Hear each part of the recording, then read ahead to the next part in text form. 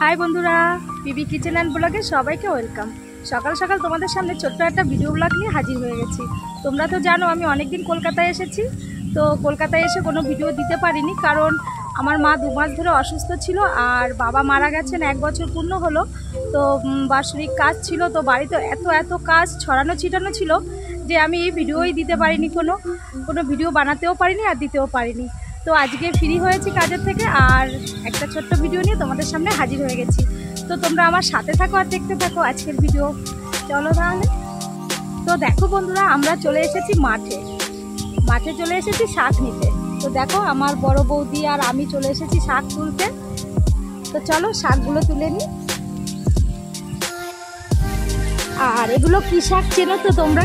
এগুলো হলো মালঞ্চ শাক।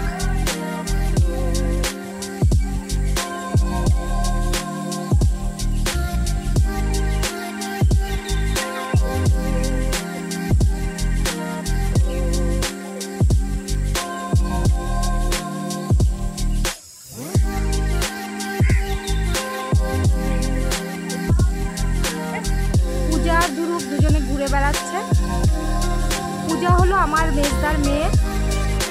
দেখো আমাদের এখানে বাড়ির পিছনে একটা ঝিল আছে, দেখো কত বড় ঝিলটা, কত সুন্দর। আর পুরো জলটা কালো কালো বলতে শ্যাওলা জমে গেছে জলে, এই কারণেই কালো। দেখো কত বড় ঝিল। আর এই যে পুকুর মালিক দাঁড়িয়ে আছে মাছকে খাবার দেবে বলে, কত সুন্দর লাগছে তাই না? আর এইদিকে দেখো জঙ্গল চারিদিকে।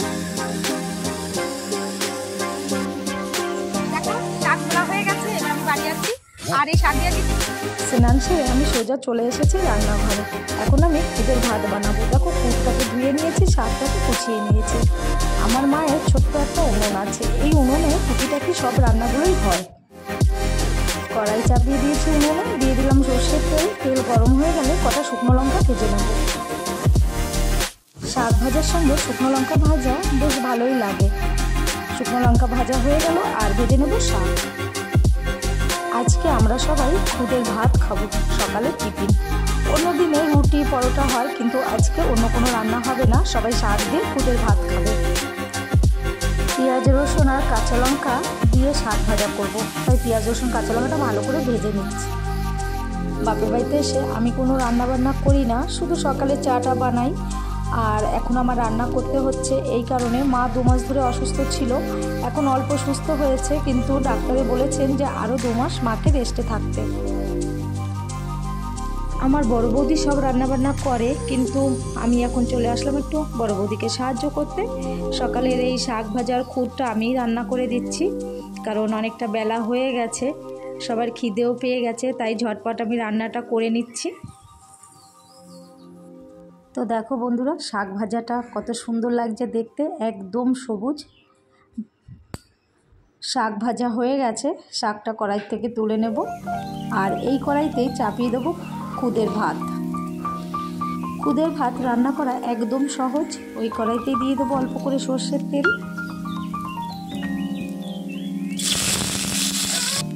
কাঁচা লঙ্কা আর রসুনটা একটু ভেজে নিয়েছি আর দিয়ে দিলাম খুদ। এবার দিয়ে দেবো পরিমাণ মতো জল আর দিয়ে দেবো স্বাদ অনুসারে লবণ।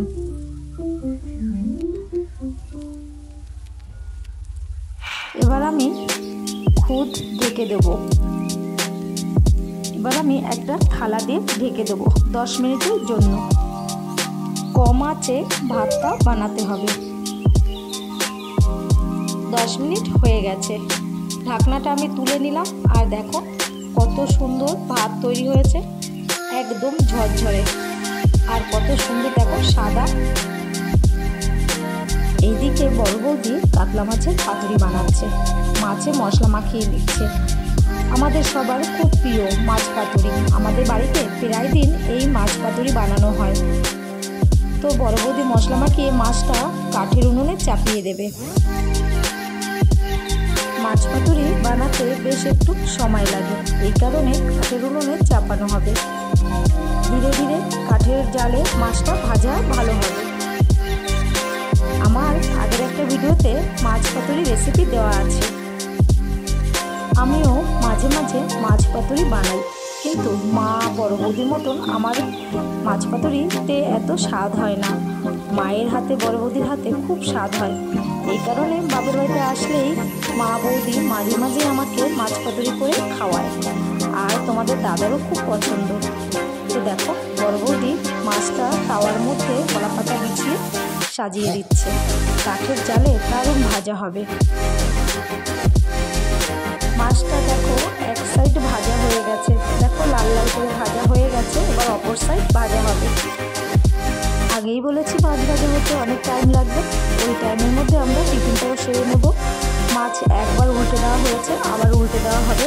আর দুর্গের জন্য আমি একটু ম্যাগি বানিয়ে দিয়েছি। ও আবার খুদের ভাত খেতে চায় না, এই কারণে ওর জন্য একটু ম্যাগিও বানিয়ে দিয়েছি। দেখো সকালে টিফিন খাওয়া হয়ে গেছে, আর সোজা চলে এসেছি মশলা করতে।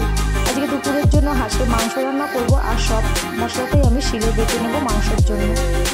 শিলে বাটা মশলা দিয়ে মাংস রান্না করলে দারুণ খেতে স্বাদ হয়।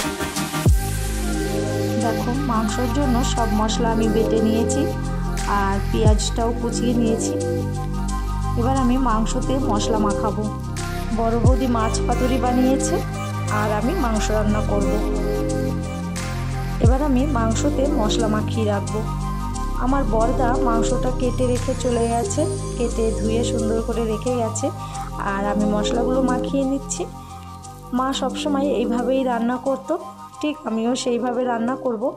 আর বাপের বাড়িতে আসলে পোলট্রির মাংসটা খাওয়াই হয় না। পোলট্রির মাংসটা খুব একটা আমাদের পছন্দ নয়। আমরা হাঁসের মাংস আর খাসির মাংসটাই খাই। এখানে এসে 2 দিন খাসির মাংস খেয়েছি, আর আজকে হাঁসের মাংস রান্না হচ্ছে। তো দেখো সব মশলাগুলো আমি দিয়ে দিলাম, আর এবার দিয়ে দেব কাঁচা তেল। সব কিছু দিয়ে মাংসটা মেখে আমি 10 মিনিট চাপা দিয়ে রেখে দেব, আর আলুটা আমি ভেজে নেব। মাংসে আবার আলু না দিলে একটুও ভালো লাগে না, তাই আলু দেব। মশলা মাখানো হয়ে গেছে, এবার আমি একটা ঢাকনা চাপা দিয়ে রেখে দেব। কড়াই চাপিয়ে দিয়েছি, কড়াইতে দিয়ে দিলাম সর্ষের তেল। তেল গরম হয়ে গেলে আলুগুলো আমি লাল লাল করে ভেজে নেব। আলুতে লবণ হলুদ কিছুই দেব না, লবণ হলুদ দিলে তেলটা কালো হয়ে যায়। মায়ের এই ছোটো উনুনটায় রান্না করতে বেশ মজা লাগছে, খুব সুন্দর আগুন জ্বলছে। তো দেখো আলু প্রায় ভাজা হয়ে গেছে, আলু ভাজা হয়ে গেছে। মাংস চাপিয়ে দিয়েছি তেজপাতা আর জিরে ফোড়ন দিয়ে। এবার আমি মাংস কষে নেব। এত সুন্দর আগুন জ্বলছে, কড়াইতেই আমি পুড়িয়ে দিয়েছি। দেখো সাইডটা কেমন লাল হয়ে গেছে, খুব তেতে গেছিলো কড়াই, আর এত সুন্দর আগুন জ্বলছে। দেখো কি সুন্দর রান্না হচ্ছে। বাবু আর আমি কাঁঠাল খেতে চেয়েছি বলে মেজদা কতগুলো কাঁঠাল নিয়ে এসেছে। ছত্তিশগড়ে পাকা কাঁঠাল পাওয়া যায় না, তাই দেখো কাঁঠালগুলো নিয়ে এসে রোদে দিয়েছে। রোদে দিলে কাঁঠাল তাড়াতাড়ি পেকে যায়। বলু বলু বলু, স্নান করতে যাবি? এটা আমাদের ভোলু। ভোলুর স্নানের টাইম হয়ে গেছে, তাই ডাকছে। রান্নাঘরে যেয়ে দেখি মাংসর কী অবস্থা।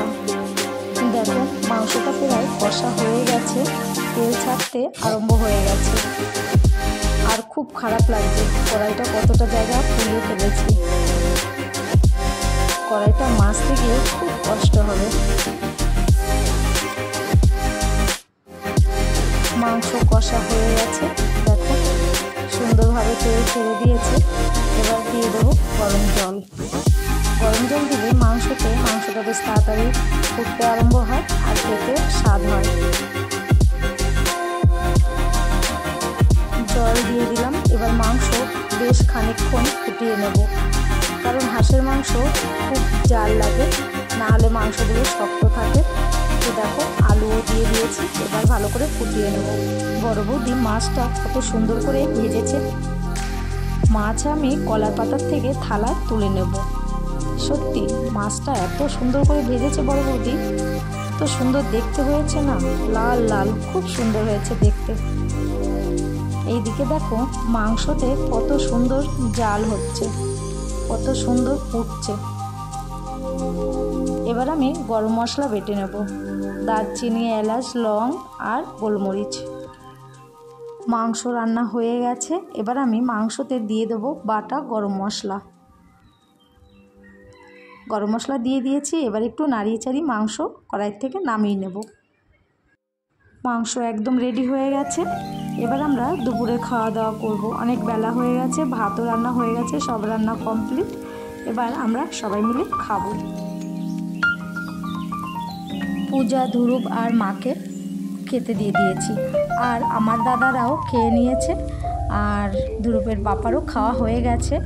আর এখন বাকি আছে বড় বৌদি আর আমি। বড় বৌদি তার ঘরে পুজো দিই, বড় বৌদির পুজো দেওয়া হয়ে গেলে আমরাও খেতে বসবো। তোমাদের কি বলবো বন্ধুরা, আমার মা এতই অসুস্থ ছিল যে 2 মাস ধরে খাবারই খেতে পারছিল না, বিছানা থেকে উঠতে পারছিল না, হাঁটাচলাও করতে পারছিল না। অনেক রকম সমস্যা ধরা পড়েছে। ডাক্তারবাবু বলেছেন আরও 2 মাস রেস্টের দরকার, একদমই ভারী কাজ করা যাবে না। তো আমাদের বাড়ির সব কাজ বড় বৌদি করে। আমাদের 3টে বাড়ি, মানে 3 ভাইয়ের 3টে বাড়ি, একদম আলাদা আলাদাভাবে। তো অনেক কাজ, বড় বৌদির খুব কষ্ট হয়। আর আমি এসছি বড় বৌদিকে অনেক সাহায্য করে দিই। তো দেখো বড় বৌদিও চলে এসেছে, আমরা খেতে বসে গেছি। তো বন্ধুরা, ভিডিও কেমন লাগলো কমেন্ট করে জানাবেন। ভিডিও যদি ভালো লাগে একটা লাইক করে দেবেন। চ্যানেলে যারা নতুন, চ্যানেলটি সাবস্ক্রাইব করে আমার পাশে থাকবে। পাশে থাকা বেল আইকনে একটু টাচ করে দেবেন, তাহলে আমার নতুন নতুন ভিডিও আপডেটগুলো তোমাদের কাছে খুব শীঘ্রই পৌঁছে যাবে। প্রথমেই বলেছি যে এমপি দাদুর বাড়িতে 15 দিন কাটাবো, আর কলকাতায় বাপের বাড়িতে 15 দিন কাটাবো। তো বাপের বাড়িরও ছুটি শেষ হয়ে গেল, এবার আমাদের ছত্তিশগড়ে যাওয়ার পালা। তো তোমাদের সঙ্গে আর ছত্তিশগড়ে গিয়ে আমার দেখা হবে। বাই বন্ধুরা, দেখা হবে নেক্সট ভিডিওতে। সবাই ভালো থেকো।